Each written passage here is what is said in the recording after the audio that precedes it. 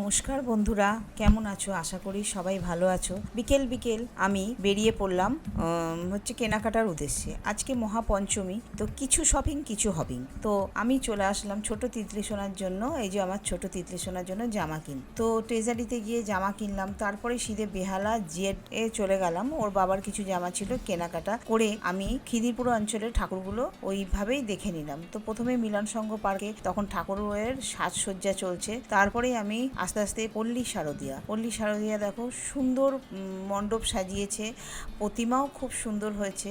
দেখো ওপরে কিছু মানুষকে সাজিয়ে মা কালী সাজিয়ে ওদেরকে নাচ করাচ্ছে। তো তারপরেই আমি আমার নিজের পাড়া যুবক সংঘ সেখানে চলে আসলাম। সেখানে করেছে রঙ্গমঞ্চ, ওখানে সেদিনকে উদ্বোধন ছিল। তা আমাদের পাড়ার পৌরপিতা ষষ্ঠী দাস মহাশয় তো সেদিনকে উদ্বোধন করতে এসেছেন, কিছু বক্তৃতা রাখছেন উনি। তারপরেই আমরা ঠাকুর দেখে উদ্বোধন দেখে আমরা আস্তে আস্তে আমাদের ফ্ল্যাটের উদ্দেশ্যে যাচ্ছিলাম। আমাদের পথেই পড়লো উদয়ন। তা উদয়নে জল অপচয় বন্ধ করার থিম। তো সেইটা দেখে দেখো কত ভাঙা বালতি কলসি, তারপরে ঘর বাড়ি সাজিয়ে থিমটা এইভাবেই প্যান্ডেলটা করেছে। করে তারপরেই দেখো প্রতিমাও খুব সুন্দর হয়েছে। দেখো এখানে দেখাচ্ছে জল রাখার জন্য যে ড্রাম সব রাখা রয়েছে। তারপরেই প্রতিমাও অপূর্ব সুন্দর হয়েছে। এইভাবে আমরা সব প্যান্ডেলগুলোই মোটামুটি যতগুলোই পারলাম ঘুরে দেখে নিলাম ফাঁকায়। তারপরেই আমরা বাড়ির উদ্দেশ্যে রওনা হলাম।